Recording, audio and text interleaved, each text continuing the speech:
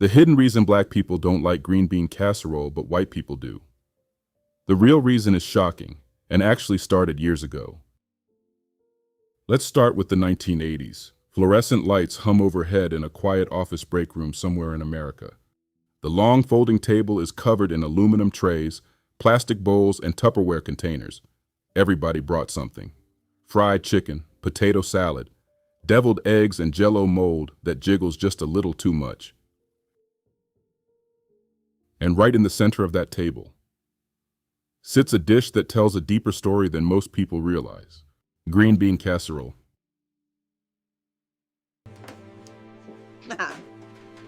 I don't eat green bean casserole. There's a laugh, a shrug. Somebody else grabs a spoon and piles it high on their plate. And just like that, a cultural divide plays out in seconds. You see, there is a reason this happens, and is not just about food like some people may think. It's actually rooted in old history survival economics. It also deals with the taste, and unfortunately, who had access to what, and who had to make something out of nothing. And for decades, nobody really stopped to ask why. Green bean casserole didn't come from a grandmother's handwritten recipe passed down through generations. It didn't come out of a black Southern kitchen seasoned with memory, struggle, and tradition. It actually came from a corporate test kitchen. In 1955, inside the headquarters of the Campbell Soup Company, a woman named Dorcas Reilly created what would become one of the most iconic dishes in American holiday culture. The goal wasn't culture.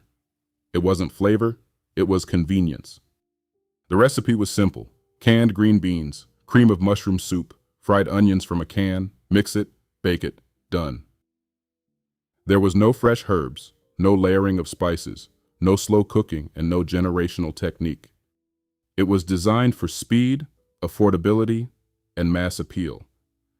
Targeted primarily at white, middle-class American households in the post-war suburban boom. There is a very important reason for this. While one group of Americans was being introduced to casseroles built on processed convenience, another group, Black Americans, were coming from an entirely different food tradition shaped by something far deeper. Theirs was rooted in economics and what they could afford. Black food culture in America didn't begin in a test kitchen. It was born in the fields, in the quarters, in the kitchens of enslavement, where scraps had to be transformed into something nourishing and flavorful, something worth eating. Seasoning wasn't optional, it was everything. Food had to taste like something. Collard greens simmered low and slow with smoked meat, and cooked down with garlic, onion, fat, and spice until they were tender, rich, and layered. Every ingredient had a purpose. Every dish had depth. So when a dish like green bean casserole shows up, bland, creamy, soft in a way that feels unfamiliar, it doesn't just taste different. It also feels different. Historically, the palates were very, very unique. White American cuisine, especially in the mid-20th century, leaned toward milder flavors, cream-based textures, and dishes that emphasized uniformity. Casseroles became a staple because they were easy, predictable, and could feed a family without much effort. Black American cuisine, shaped by the South and the legacy of forced labor, leaned toward bold seasoning, slow cooking, and transformation. Food wasn't just about eating. It was about making something out of what was given and making it good. Not just edible, it had to be really, really good. So when these two culinary worlds meet, like at that office potluck in the 1980s, there's a disconnect. There is no hostility or hatred, just a pure difference. And over time, that difference became cultural shorthand. Green bean casserole became one of those dishes quietly associated with white holiday tables, Thanksgiving dinners where the flavors leaned softer, the recipes leaned processed, and tradition was tied to brands as much as it was to family. Meanwhile, Black households continued building traditions around dishes that carried history. Greens, cornbread, mac and cheese, candied yams. Foods that weren't just recipes, but reflections of resilience, migration, and memory. Even migration plays a role in this story. During the Great Migration, things began to change. Millions of Black Americans moved from the rural South to cities in the North and West. bringing their food traditions with them. These traditions didn't disappear. They adapted, expanded, and became staples in Black communities across the country. But green bean casserole? That was not a part of that journey. It stayed rooted in a different America, an America shaped by post-war advertising, corporate food innovation, and a push toward convenience that didn't reflect the lived experience of everyone. And then there's the potluck. You see, this potluck is where all of this collides. Potlucks is a meeting place of different cultures, upbringings, people with different expectations of what food is supposed to taste like. One person sees green bean casserole and feels nostalgia.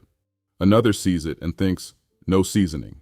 And that reaction, it didn't come out of nowhere. It came from generations of cooking where flavor was crucial, where effort played a huge role and food wasn't just assembled, it was built with love. So that moment in the break room that the woman had was not based on randomness. This was recognition and history sitting quietly on a folding table, waiting to be noticed.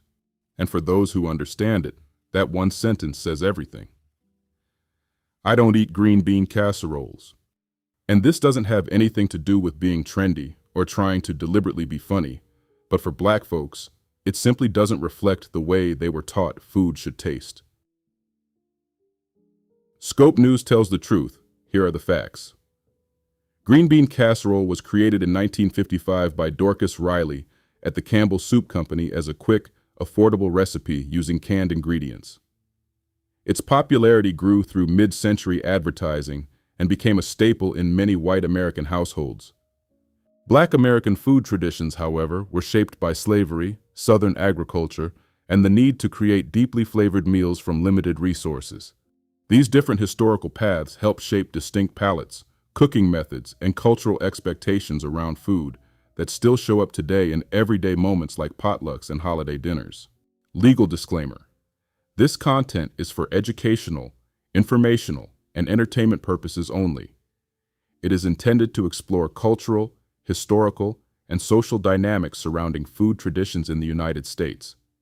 While every effort has been made to present accurate historical context, interpretations of cultural preferences may vary among individuals and communities. Thank you so much for watching Scope News.